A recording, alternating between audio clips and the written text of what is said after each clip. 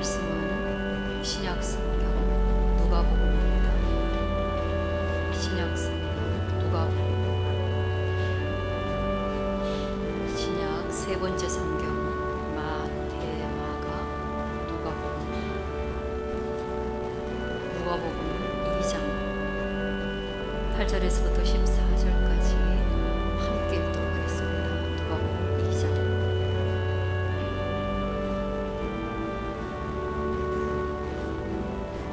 누가복음 2장 8절에서부터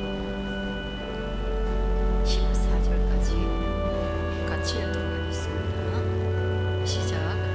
그 지역의 목자들이 밤에 밖에서 자기 양떼를 지키더니 주의 사자가 곁에 서고 주의 영광이 그들을 두루 비추며 크게 무서워하는지 천사가 이르되 무서워하지 말라. 보라, 내가 온 백성에게 미칠 큰 기쁨의 좋은 소식을 너희에게 전하노라. 오늘 다윗의 동네에 너희를 위하여 구주가 나셨으니 곧 그리스도 주시니라. 너희가 가서 강보에 쌓여 구유에 뉘어 있는 아기를 보리니 이것이 너희에게 표적이니라 하더니 호련히 수많은 천군이 그 천사와 함께 하나님을 찬송하여 이르되 지극히 높은 곳에서는 하나님께 영광이요 땅에서는 하나님이 기뻐하신 아멘. 할렐루야. 네, 옆 사람 한번 인사하겠습니다. 메리 크리스마스. 메리 크리스마스. 네, 옆에 없으면 뒤에 하세요. 네, 성탄의 기쁨을 나눕니다. 어제 제가 여러분에게 말씀드렸던 것처럼 성탄절에 예배당에 올 때 저는 1년 중에 아주 많은 시간 예배당을 향해서 오지만 저는 오늘 아침 공기를 제일 좋아한다 그런 말씀을 드렸는데 오늘도 여지없이 정말로 습기가 가득한, 그래서 아주 신선한, 그래서 예수님의 오심에 대해서 더 깊이 체감되는 그런 아침을 맞았습니다. 물론 여기에다가 아주 이 습한 공기에 한방 눈이 내리면 더 좋겠지만 예상을 빗나가서 화이트 크리스마스는 아닌 것 같습니다. 그럼에도 불구하고 주님의 구원의 은혜가 저와 여러분에게 그 심령이 넘치기를 바랍니다. 예수님을 얼마나 기다렸는지 모릅니다. 특별히 유대인들은 예수님을 아주 긴 시간 동안 기다려왔습니다. 오늘 우리는 예수님에 대해서 기다림도 없고 설레임도 부족하고, 그리고 예수님을 믿고 있음에도 불구하고 성탄에 대해서 별다른 감흥이 없는 것과는 판이하게 다른 유대 땅은 정말로 예수님을 깊이 기다려온 겁니다. 왜 그들은 기다리고 우리는 기다리지 않았나? 그들이 기다린 이유는 하나겠지요. 그들은 끊임없이 하나님을 믿고 섬기면서 하나님으로부터 받은 약속의 말씀이 있기 때문입니다. 하나님이 유대인들에게 약속했거든요. 뭐라고? 다윗의 후손으로 오는 왕이 너희의 구원자로 올 날이 있다. 그 시간이나 그 때는 알 수 없지만, 그러나 그가 오시면 너희를 구원하고 너희 눈물과 너희 고통을 없애줄 거다. 그 약속이죠. 그 약속을 어떻게 안 기다리겠어요? 그런 좋은 약속. 그리고 그는 정말 처녀의 몸에서 태어나게 될 거다. 그것도 약속한 게 성취된 겁니다. 어제 여러분과 함께 예배드리면서 나누었던 그 마리아 동정녀로 인한 탄생, 약속된 거예요. 그런 많은 약속을 했기 때문에 유대인들은 그 메시아를, 그 구원자를 그토록 기다린 거죠. 근데 우리는 약속이 없잖아요. 약속이 없다 보니까 우리는 기다리지 않았죠. 구체적인 기다림이 없었죠. 그런데 이런 약속을 받지 않은 모든 인류도 구세주, 누군가 이 인간 세상을 구원해 줄 메시아가 있을 것이라는 막연한 기다림이 있었다. 막연한 기다림. 그는 흡사 내 인생이 어디인가에서는 잘 되겠지, 여기에서는 내가 뭔가 이루겠지, 이 사람을 만나면 내가 행복해지겠지, 또는 이 병원에 가면 내가 다 나을 수 있겠지, 이런 것처럼 인간이 가지고 있는 수많은 모양의 시련과 고통 속에서 우리가 그 추상적인 메시아를 기다려왔다는 것이에요. 그래서 우리는 예수님이 이 땅에 오셨다고 할 때, 구세주로 오셨다고 할 때, 난 예수님 별로 모르고 약속 모르지만 그래도 낯설지는 않은 거예요. 왜냐하면 우리가 하나의 인류 가운데, 고통당하는 인류 가운데 내가 한 사람으로 서 있기 때문이죠. 그런 측면에서 예수님은 정말로 한 단어나 하나의 모양이나 하나의 사건으로 표현하기가 굉장히 어려워요. 그의 메시아됨은 그런 거예요. 왜냐하면 전 인류를 아우를 뿐 아니라 전 우주를 아울러야 되기 때문에 그분을 설명하는 게 쉽지 않다는 거죠. 그분의 구원에 대해서 우리가 머리로 알고 마음으로 믿고 그것이 맞다고 고백하는 순간까지 아주 간단한 문제가 아니라는 거죠. 그래서 성경은 이 구원자, 이 메시아, 이 예수 그리스도를 설명하기 위해서 기록이 되었는데, 그 기록 가운데 예수님을 핵심적으로 설명하는 것이 바로 사복음서라는 거예요. 4개의 복음서, 4개의 예수 그리스도를 설명하는 서신이에요. 그게 마태복음이고 마가복음이고 누가복음이고 요한복음이라는 거예요. 그래서 이 복음서는 너무 비슷하고 공통점이 많다 그래서 공감복음이라고 얘기하는데, 그래도 비슷하지만 타겟이 다르고 그 타겟을 따라서 설명하는 주제가 조금씩 달라요. 마태복음이라는 것은 유대인이 읽을 것을 생각하고 기록했단 말이에요. 약속을 아는 민족, 언약의 민족, 구약 성경을 아는 사람들을 타겟으로 해서 기록했기 때문에 다윗의 왕위를 이어갈 왕으로 오실 예수 그리스도에 대해서, 그가 오시면 이 땅을 어떻게 통치해 갈 것인가,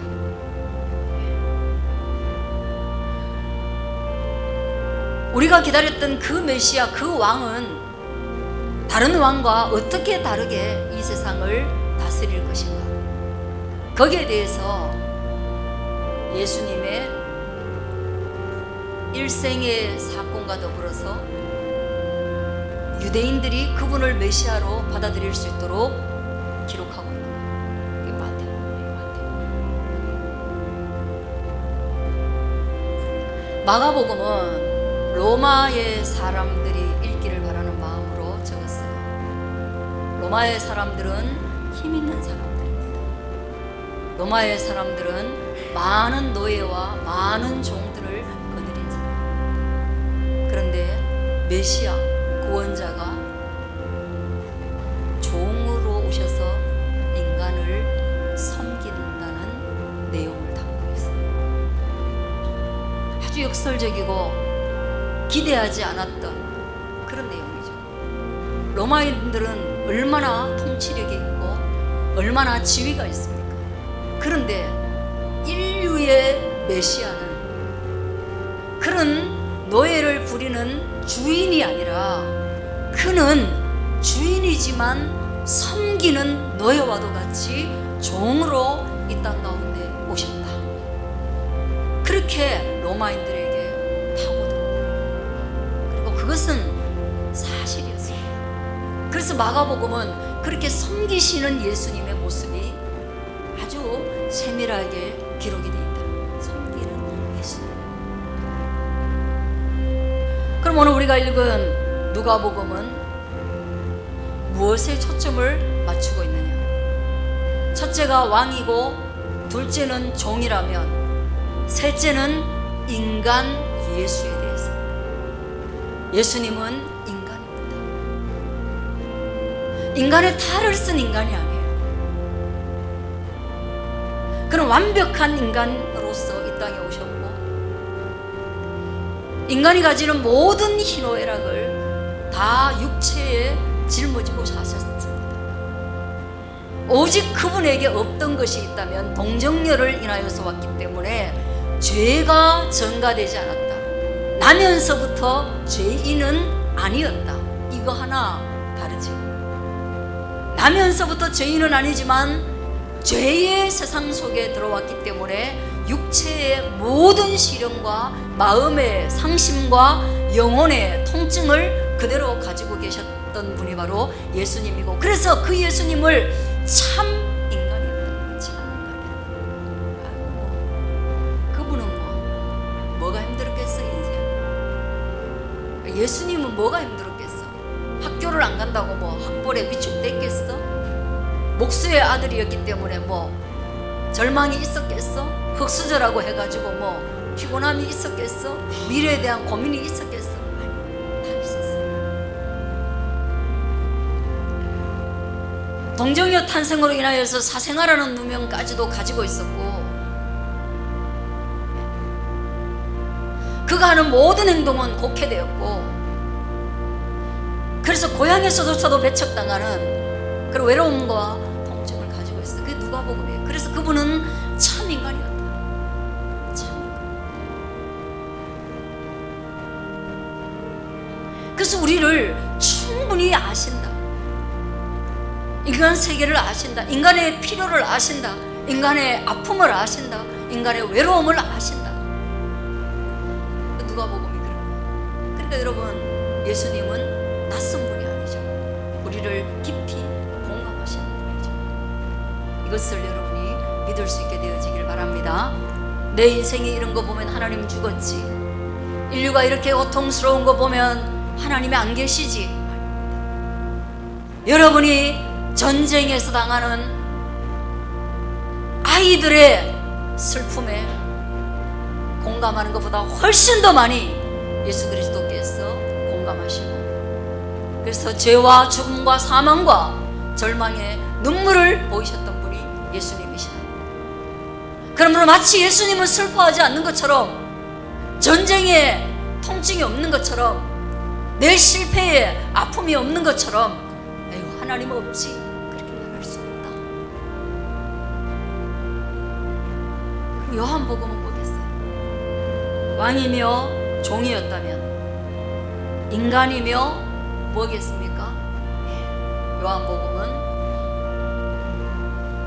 하나님 절대자 신성으로 오신 예수님을 드러내고 있는 거예요. 그래서 요한복음은 사복음서에는 들어가지만 공감복음에서는 빠져요. 왜냐하면 너무나 신성을 강조한 나머지 마태, 마가, 누가와 공통된 부분이 훨씬 적다는 거예요. 그런 참 인간이었지만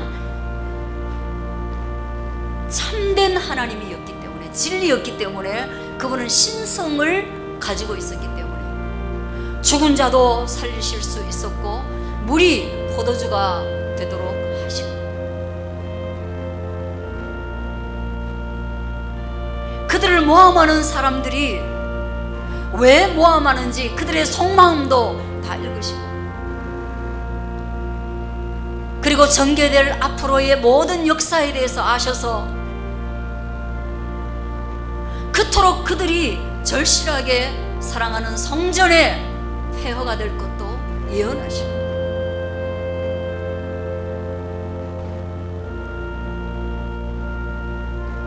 멀리 있는 자도 말씀으로 고치시고, 그래서 우리 죄인을 능히 구원하실 수 있는, 참 인간으로서는 도저히 할 수 없는 능력 있는 구원, 파도를 잠잠케 하시는 그 능력으로 오병이어의 기적으로 우리 모든 인류를 구원할 수 있다는 것을 드러내는 것이 바로 요한복음인 것입니다. 할렐루야. 우리 참 신을 믿고 있는 거예요. 그러면서 참 인간으로 오신 예수님 때문에 우리가 그분을 더 사랑하는 거예요. 세상에 어느 신이 인간을 그토록 공감합니까? 어느 신이 그렇게 합니까? 세상에 많은 신들이 사람을 부릴 때 그분은 성리시고, 세상에 많은 신이 사람들에게 재물을 요구할 때 그분은 우리의 재물이 되시고,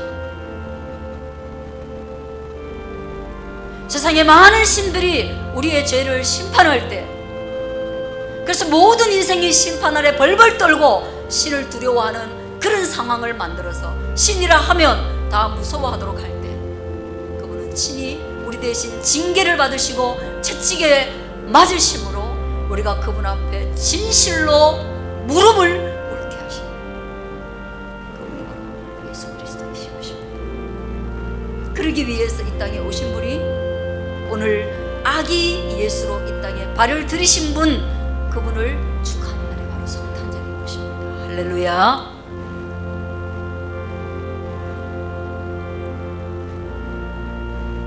마리아가 첫 아들을 낳아서 강보로 싸서, 당연히 아기를 낳았으니까 보자기에 싸야 되죠. 아기 보자기 요즘은 잘 안 쓰는데 그래도 다 쓰죠. 이제 결혼을 하게 되면 여러분들은 신부가 웨딩드레스를 입는 것처럼 아기는 나자마자 베네츠 고리를 입고 강보에 쌓여서 부모의 품에 전달됩니다. 예수님도 그러십니다. 근데 예수님의 또 다른 모습이 있었어요.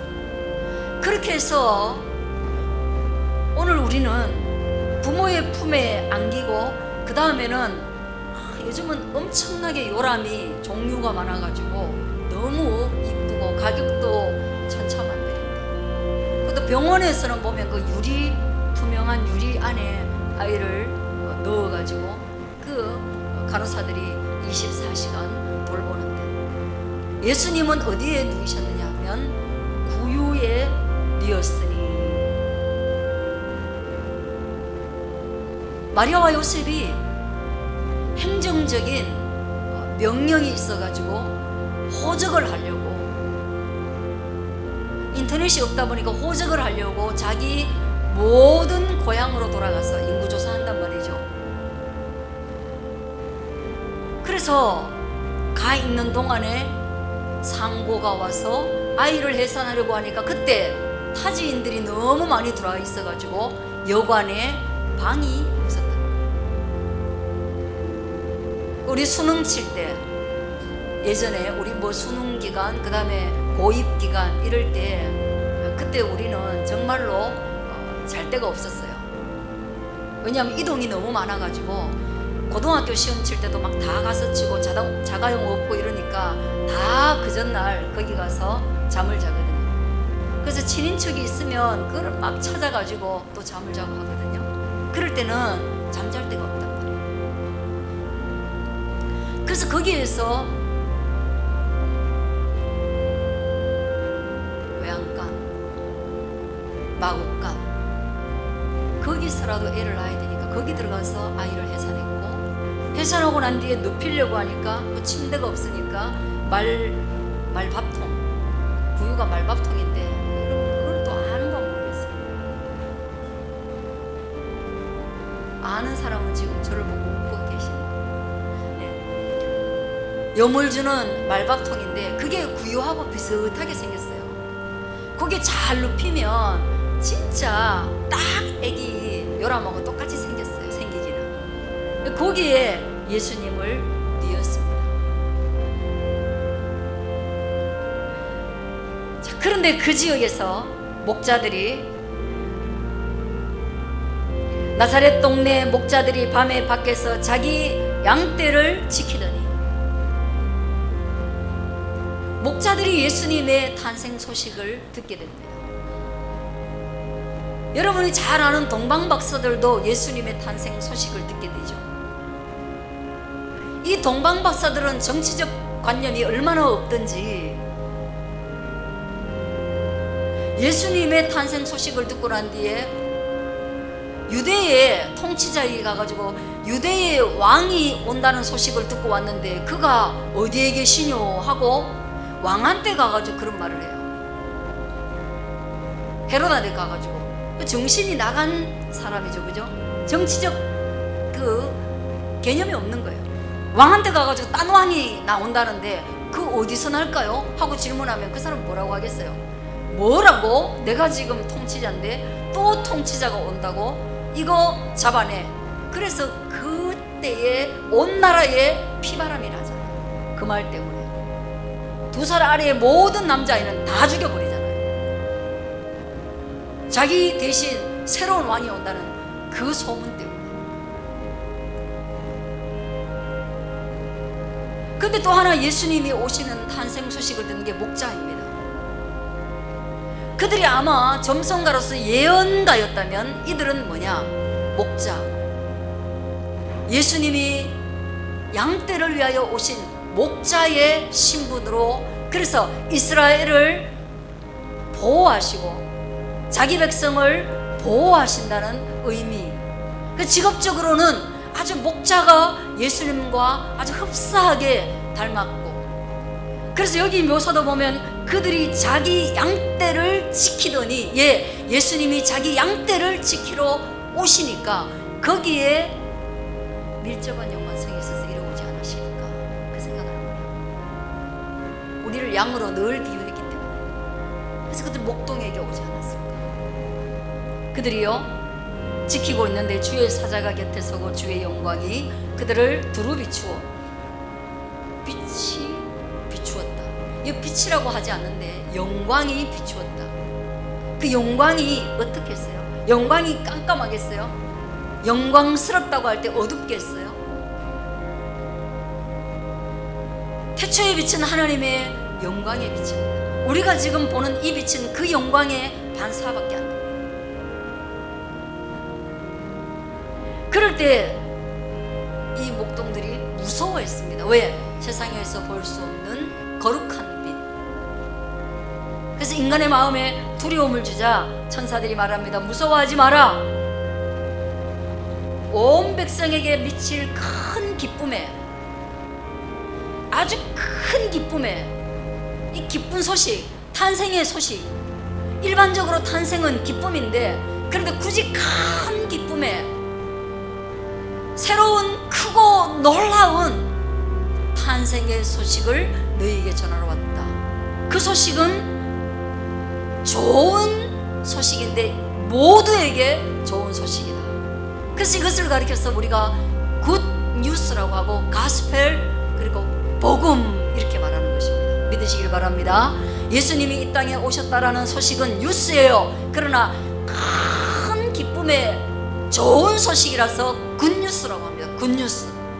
이 굿뉴스를 가리켜서 복음, 가스펠이라고 합니다. 그래서 우리가 예수님을 믿는다는 것은, 예수님의 탄생을 믿는다는 것은 우리 마음에 기쁨을 가득히 채우는 것이고, 내가 들은 소식 중에 가장 좋은 소식을 듣는 것이고, 그 좋은 소식 때문에 내가 희망과 영광과 즐거움을 누리는 것이고, 그래서 우리가 노엘 노엘을 부르고 기쁘다 구주 오셨네를 부르는 그런 이 아침을 맞이하는 것입니다. 목자들이 경험한 그 소식을 듣는 그 영광스러운 아침이 바로 성탄의 아침인 것을 저와 여러분이 믿을 수 있게 되어지기를 바랍니다. 그러니까 성탄절이 얼마나 좋겠어요. 성탄절이 얼마나 좋겠어요. 그래서 교회는 그런 기쁜 소식을 드러내기 위해서 어떻게 하는 겁니까? 성탄절날 아이들에게 막 선물을 막 주는 거예요. 가난했었던 교회에서도요, 그때는 막 초코파이가 넘쳐나. 그 초코파이를 막 어디에서 모아오느냐, 지난번에 말씀드렸죠. 24일 날 새벽에 청년들이 다 모여요.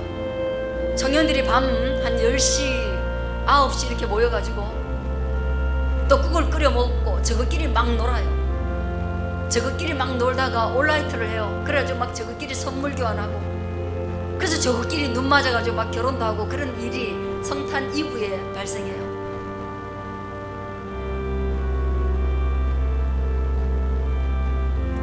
그 얘기 한 개 해줘야 되겠다. 우리 유천성 선생이 결혼한 스토리. 성탄 이브에 남자 여자가 노는데 뭐하고 놀겠어요? 휴대폰이 없을 때 게임하고 놀아요. 게임 막 게임하는데 이제 짝꿍 게임도 하고 3명 4명 게임도 하고, 그 다음에 막 앉아가지고 줄다리기도 하고 온갖 걸 다 해요. 방에 모여가지고 꼬랑내 풍풍 풍기면서. 그리고 막 방이 나중엔 더워져가지고 막 땀내하고 막. 근데 그때 청년회의 그 회장이었어요. 근데 회장이니까 이제 벌칙에 타켓이 돼가지고 벌칙 립스틱 바르고 아무 사람한테 도장 찍기. 립스틱 빨간 거 있잖아요. 빨간 거를 입술에만 바르는 게 아니라 여기다가 이렇게 막 발라줘요. 아주 지저분한 게임인데 여기 발라주는데 이거를 노래 한 곡 끝날 때까지 돌아다니다가 누구한테 이렇게 가서 이게 찍어야 돼요. 그러면은 이게 벌칙이 마무리되는 건데. 근데 그때 그 자기가 좋아하는 아가씨가 있었대요. 여자 청년이. 거기에 찍어야 되겠다고 마음을 먹었대요. 왜냐하면 이 립스틱이 빨간데 갖다 찍으면 이게 도장 찍는 거라고 생각돼서 혹시 뭔가 전기가 통하지 않을까. 그래서 이제 한 번도 아직 좋아한다는 말을 전혀 안 한 상태에서 그럼 막 이렇게 돌아다니다가 노래하고 이제 시간은 다가오고 하는데 눈치 코치를 다 봤겠죠. 그러다가 이제 그 아가씨 쪽에 가가지고 찍으려고 이렇게 하는데 그 아가씨가 에이 하고 이렇게 안 하려고 막 이러는데 자기는 여기 찍고 싶었는데 이게 타이밍이 잘 안 맞아. 여기다가 확 찍어붙는 거예요. 둘이 입술에 찍어붙는 거예요.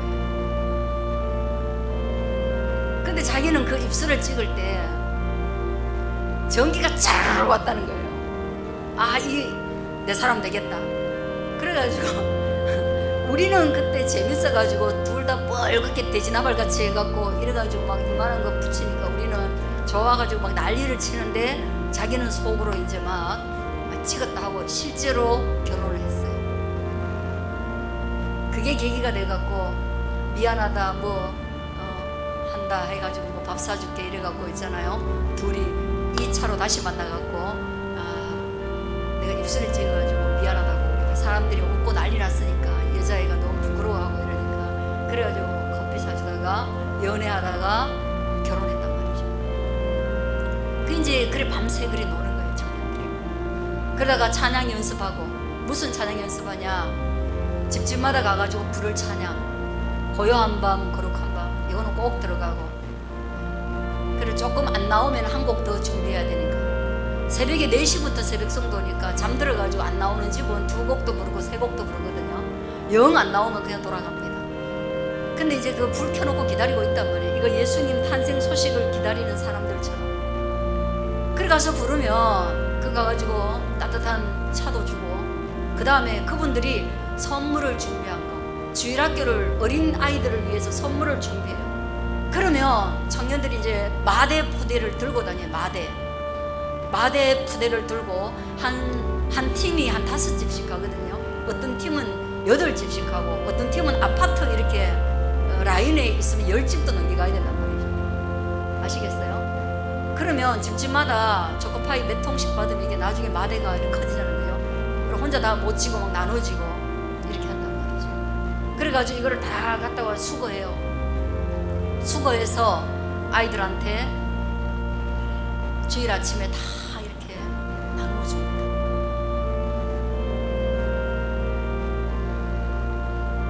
그 소식을 전하러 다니는 게 청년들이었어요.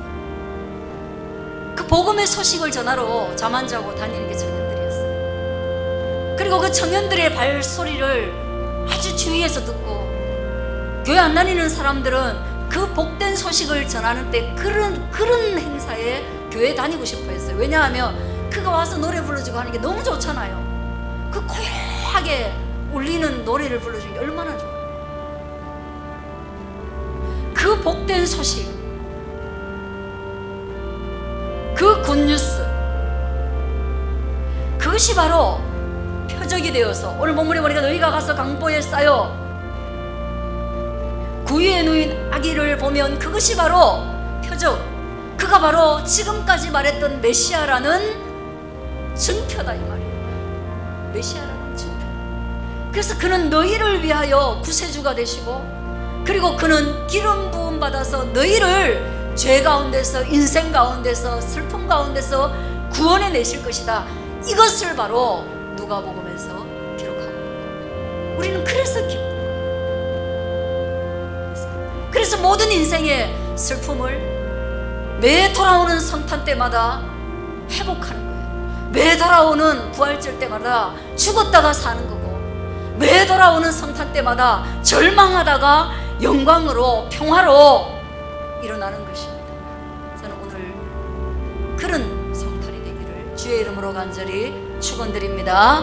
주의 이름으로 축원드립니다. 한번 따라하십시오. 지극히 높은 곳에서는 하나님께 영광이요, 땅에서는 하나님이 기뻐하신 사람들 중에 평화로다. 할렐루야, 할렐루야. 그것을 누리시기를 축원합니다. 기도하겠습니다. 하나님 아버지 감사합니다.